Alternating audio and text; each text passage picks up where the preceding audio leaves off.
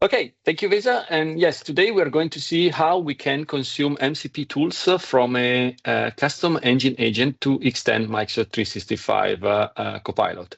I'm Paolo Pialorsi, and I'm a senior developer advocate in Microsoft focused on the extensibility of Microsoft 365 and specifically Microsoft 365 Copilot. The content we're going to see today is the last episode from the series of demos about the Copilot Developer Camp labs. And the Copilot Dev Camp is a website where you can find training material and content to learn how to extend Microsoft 365 Copilot in different ways using declarative agents, custom engine agents, and SharePoint agents, and much more. aka.ms/Copilot Dev Camp if you want to dig into this topic more. Now, a brief intro and just to set the context about MCP.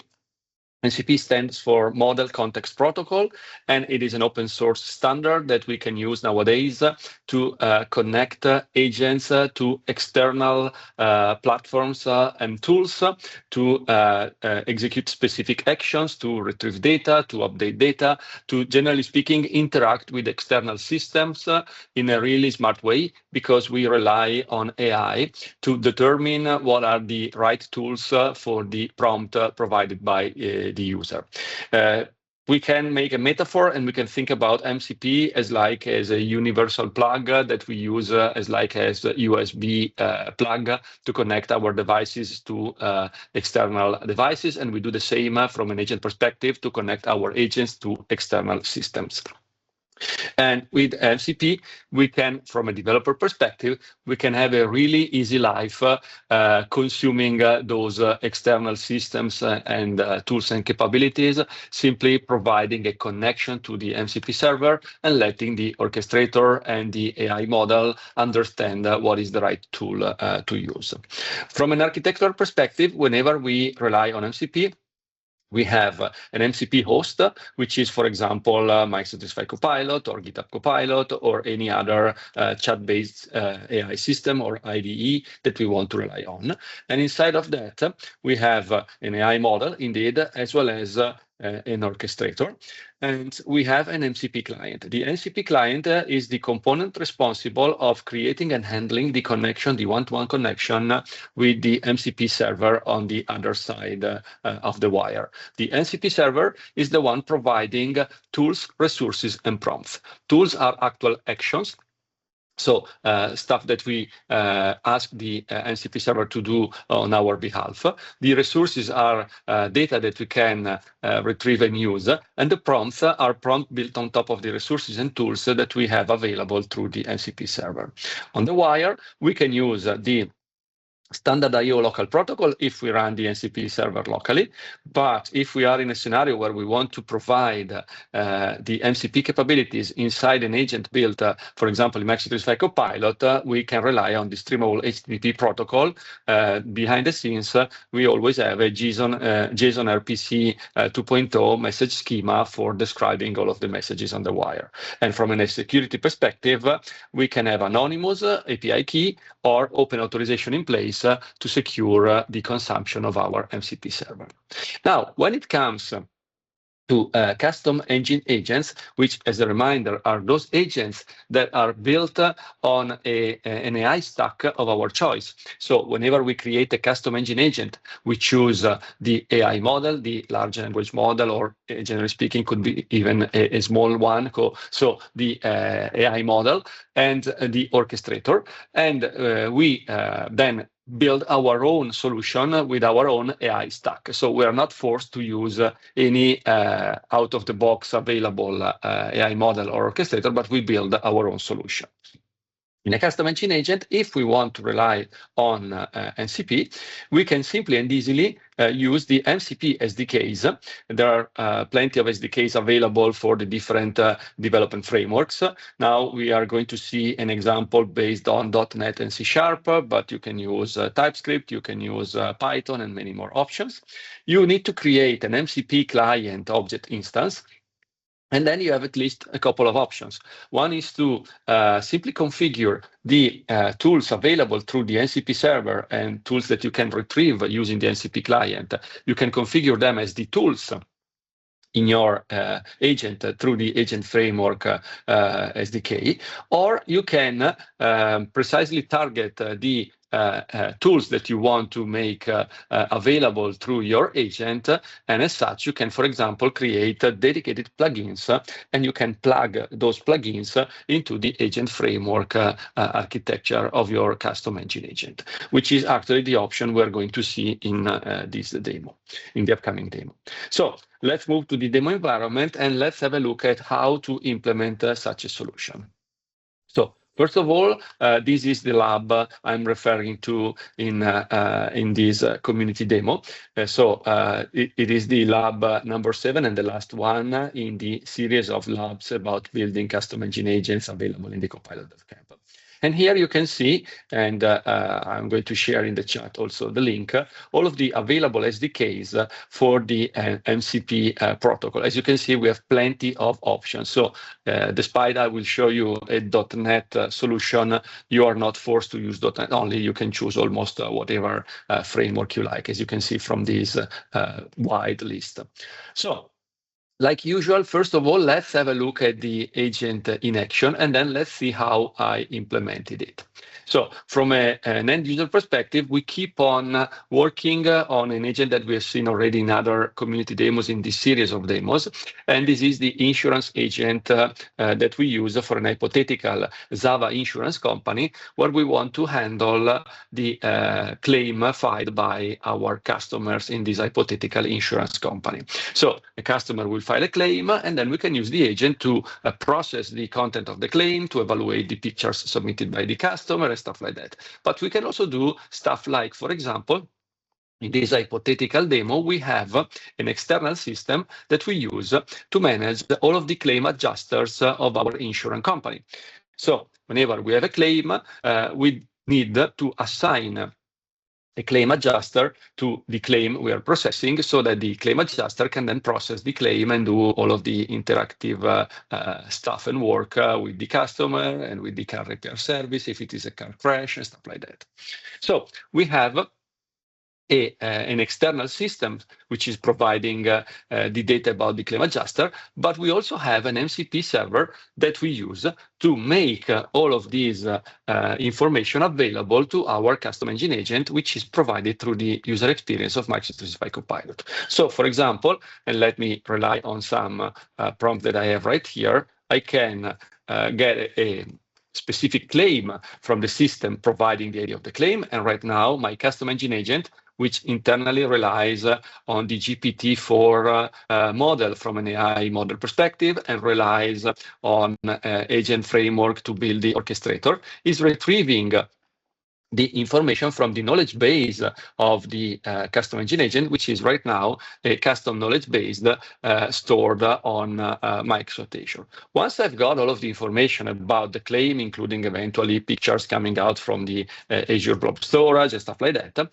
I can then do a lot of stuff with the claim. And what I want to do right now is, for example, to get a list of all of the claim adjusters that I have in my system. And when I will do that, the list of the claim adjuster will come out from the external MCP server that I have configured for my agent, and it will be based on an interaction between the agent and the external system. And here we see that we have plenty of claim adjusters for our Java insurance company. Now, let's say that, for example, and this was just for the sake of showing you that we have a bunch of data available. But now let's say that I want, in the context of the current claim, assign this claim. And as you can see, I don't need to specify the claim ID because I'm already in the context of the conversation, so the claim is already well known by the AI model. I simply say I want to add this adjuster to, or assign this adjuster to that specific claim. And by doing so, I will trigger another tool still provided by the same MCP server, and I can then assign a specific adjuster to the claim I'm working on, and I can see the output. I see that the assignment was successful, and I have also a unique ID for that assignment. How this solution works? Well, from an implementation perspective, here we have the custom engine agent.